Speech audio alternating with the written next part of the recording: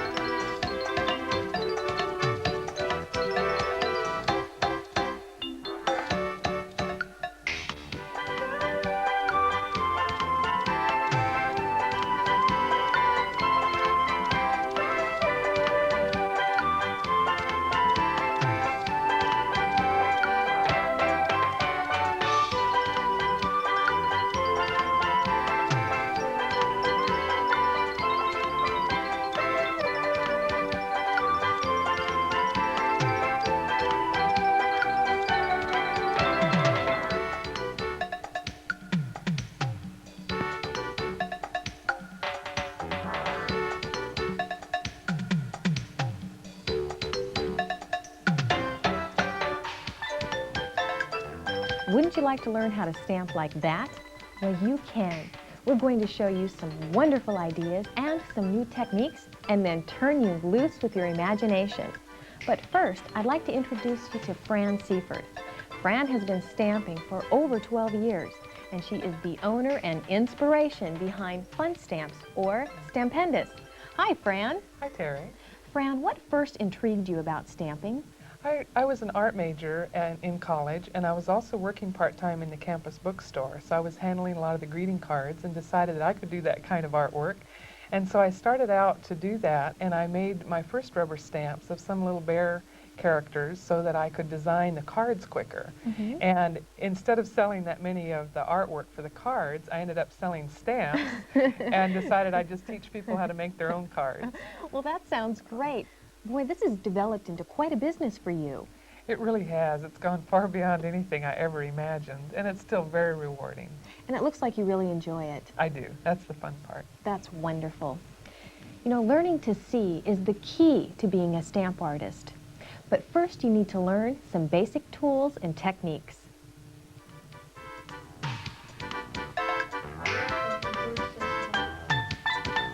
Beginning with the basics, we're going to take a look at some of the different types of stamps.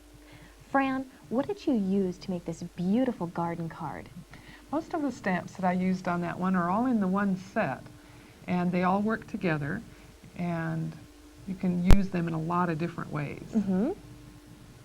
I've got one of the sets open over here, and I'll show you how they look inside. They're called break apart because you get the whole set as if it were in one big block, but they pull apart, and there's also a whole set of stickers in them that are applied to the back, and the dense foam creates its own handle so that you can stamp with them like that. Oh, that is really neat. What else is on that flyer? It has a lot of ideas, especially for the beginner, and it has tips about putting the stickers on, how to get a good impression, how to take care of them. And just putting it all in color makes it really fun to see a lot of ideas. The inside is just all full of ideas for different ways to combine the same images. Oh, I can imagine all the different kinds of things I could do with that. Is this difficult to hold, these small stamps? No, it's the half-inch foam on here is enough to hang on to, and for kids or adults, it's a great set to use. Well, it's really quite a deal. You get quite a lot of stamps in a package like that. How many are in there? This set, I think, has about 17 in it, and you get the whole set for what you might pay for one or two of a different style of stamp. These top quality stamps are a lot more durable than the ones in the sets, and if you take a close look at them, you can see how the wood handle on it gives you a lot better grip, and the designs on here are all very carefully trimmed around the edges, and they're very deeply etched, which will give you a nice impression. I've seen a lot of different types of stamps, some red rubber and some gray rubber. What is the difference between those? The gray rubber that we use is a top quality one, and I prefer it mostly because of the neutral color, so that when I apply my inks I can see what I'm doing with it. And the gray rubber is very absorbent and it's easy to work with. Oh, I see. Next, let's consider the variety of ways we can ink our stamps.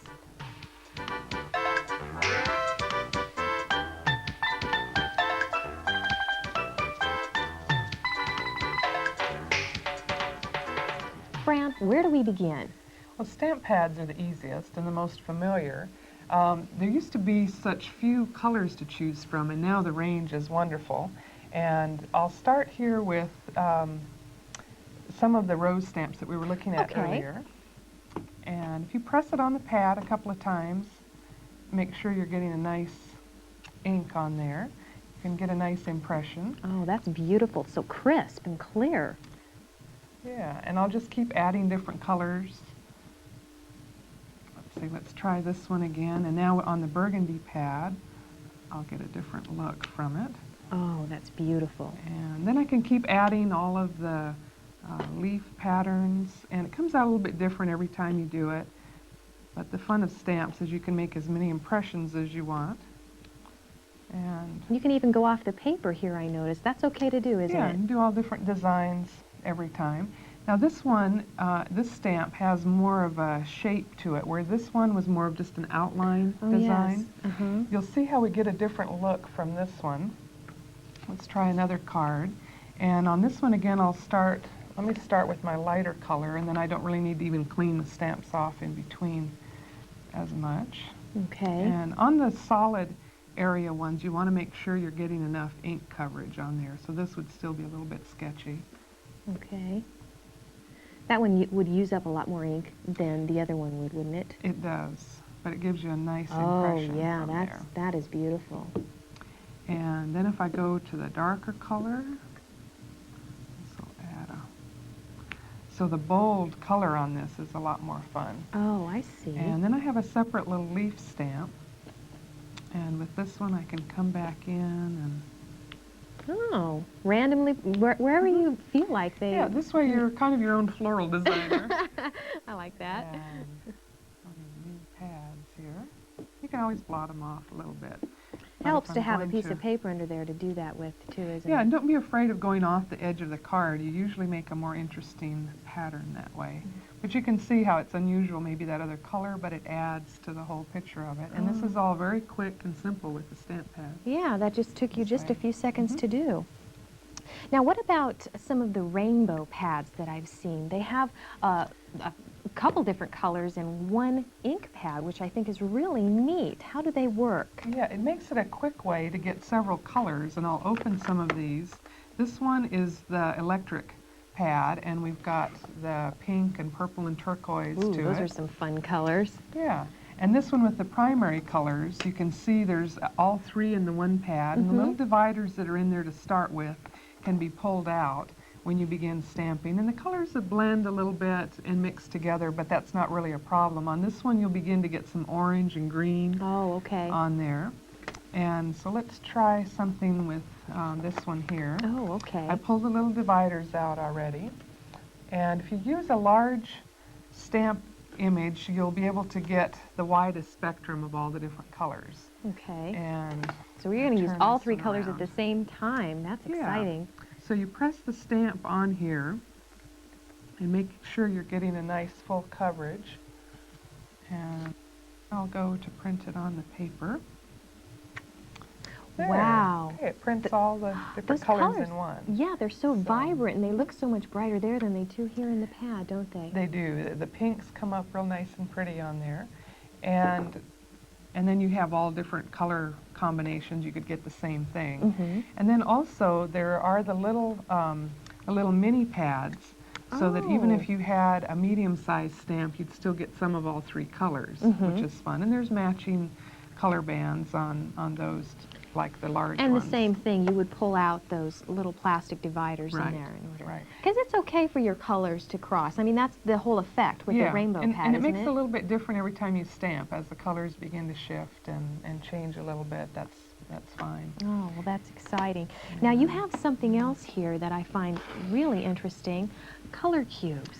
Yeah, How do these work? Yeah, the color cubes are more of a pigment than an ink, and they're thicker, and they're more of an opaque color, and they work in a little bit different way. I'm going to show you. What do you mean by pigment instead of an ink? It's more of a paint, I guess. It's thick, and instead of being so transparent, it's more opaque. Oh, I see. Okay. Thick on there.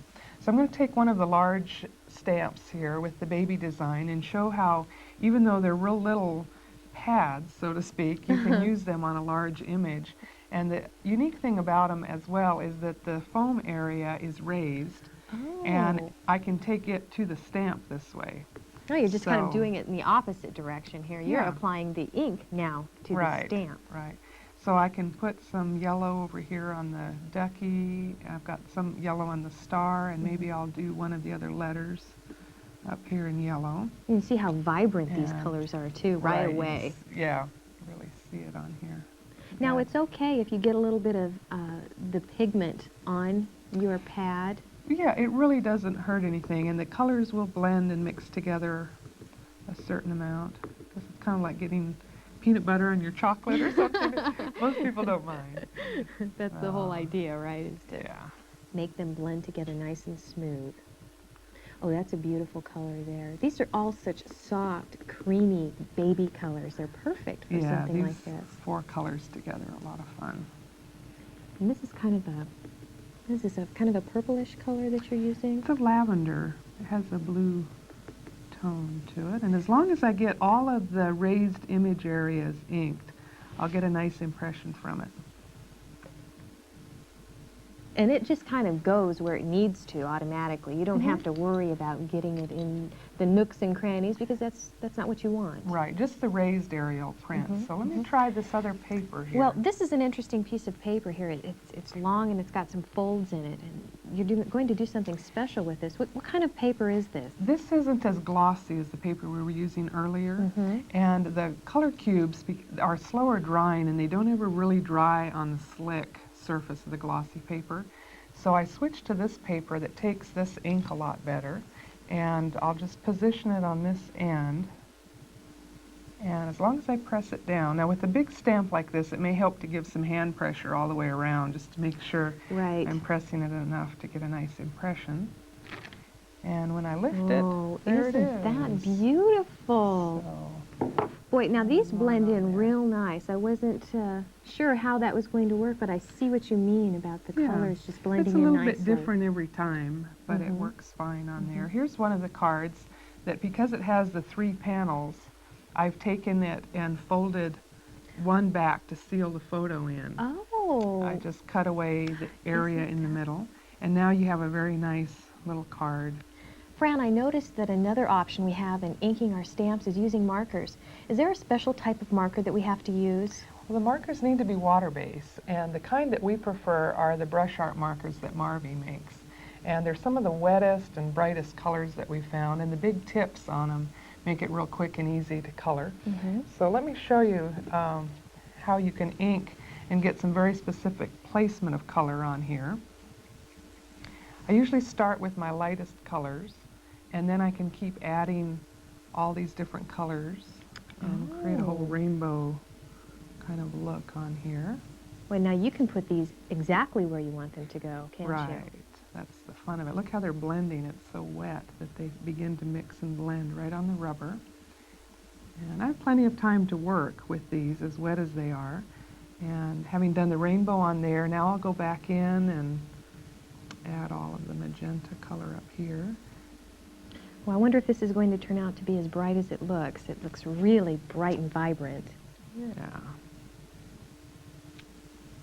Oh. Yeah, you can That see is that beautiful. really wet. It's like when they're brand new and they begin to run all over Now, the do place. they stay wet for a long time? They do. Yeah, it makes it easy. I have the little marker holder, and the idea is that if the caps stay in place, you can see how easy it is for me to switch colors and just keep going on all the different ones. And the holder holds all 24 like you have in a big set. And so that makes it easy to do with that. So you can do it with one hand, and you don't have to worry about taking caps off and putting them back on. That holder is really handy, isn't it? Right, that makes it a lot easier. Okay. Let me show you here too. A lot of people wonder how many impressions you can get from the one inking. And you can see there's still a lot of ink on this one. Yeah, could you use that one again even? You'll get a lighter impression from it. And let me show you with this one here, and we'll see how far it'll go. Boy, that color is just beautiful. You can see how bright it's going to be. Yeah, so if I stamp, okay, that's my first impression. And sometimes you can moisten it again by just sort of huffing on it. and get a nice second impression. And this way it can look like, intentionally, like you're making the balloons fade off into the Float distance. away. Oh, that's So beautiful. it makes it nice And that was way. all with just one coloring. Mm-hmm. Yeah, and then these little bookmarks are fun. We have all different color tassels, and you can just thread it through here like this, and by looping it over, there you've got a very nice finished piece, and some of the designs fill the whole bookmark to where in one stamp you've made a nice piece. You can personalize it and make a little gift out of it. Oh, that would be a great little Fun. gift.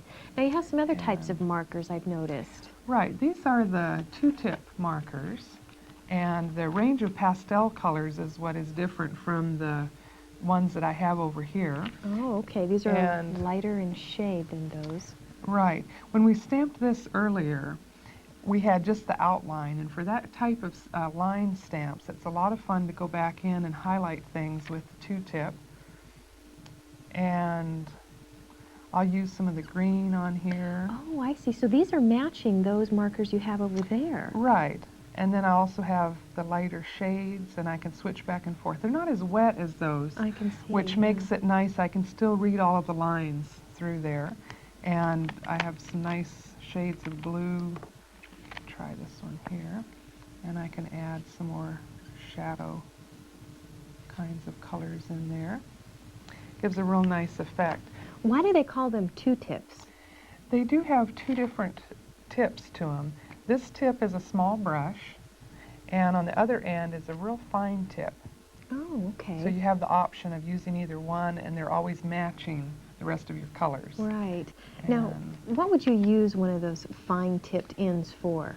You mentioned earlier making corrections, but what else right, could you use that's it one for? way. And another is just to make signatures or do any kind of writing, drawing borders or frames or anything.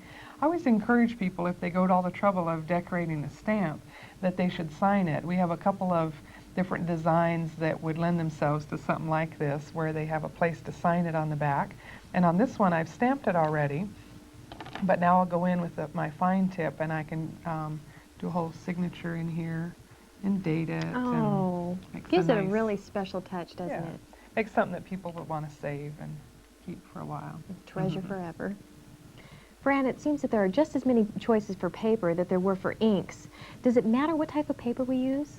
You can use all different kinds. We've found that some of the nicest to stamp on are the ones that have the glossy surface to it.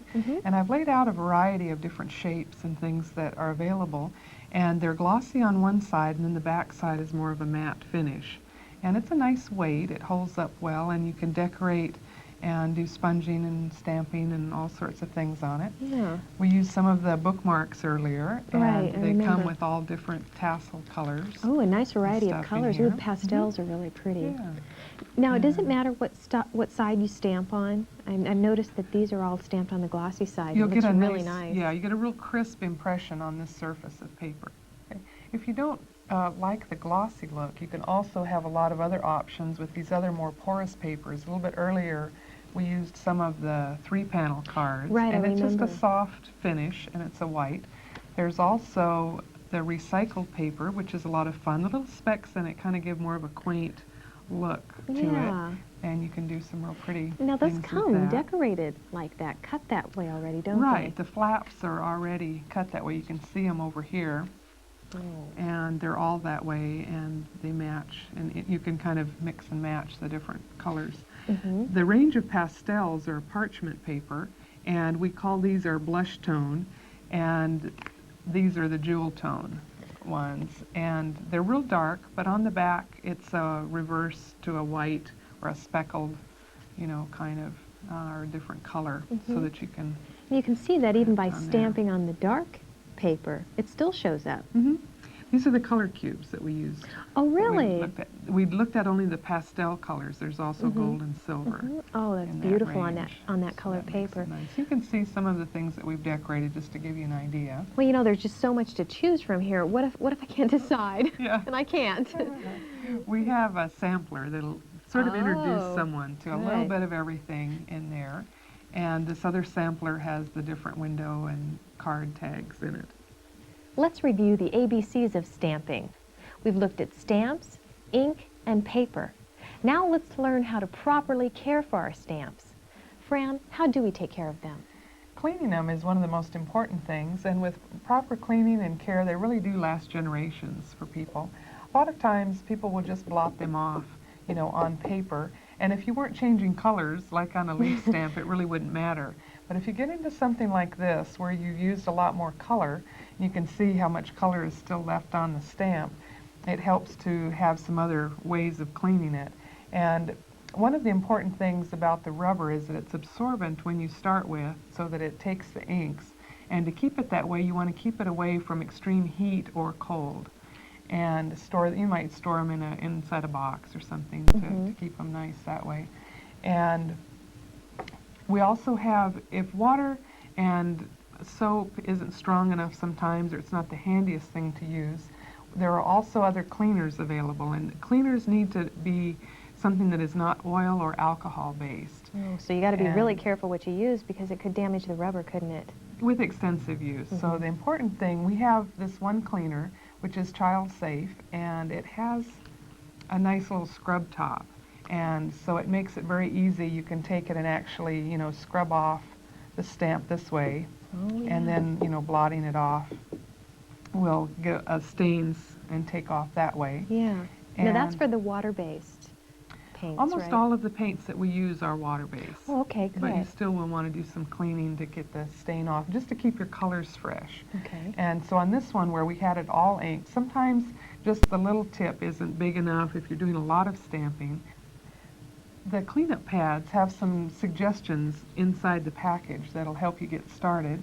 And the nice frame on it gives a good base to it. The little feet keep it from scooting around too much. And it's important when you start to run it under tap water and really scrub it clean. There's a lot of fibers on here that will come loose, and you want to get them out of your way. Oh, okay. So scrub away until the loose ones are off. And then what I do, I have window cleaner and water mixed together in here just to keep it handy to my work area. And I've wet just the top half of the pad, and I keep this area dry down here. So if I take a stamp like this, even with all the ink colors on it that I have, I can just start it up here at the top of the pad and scrub it and pull it all the way down.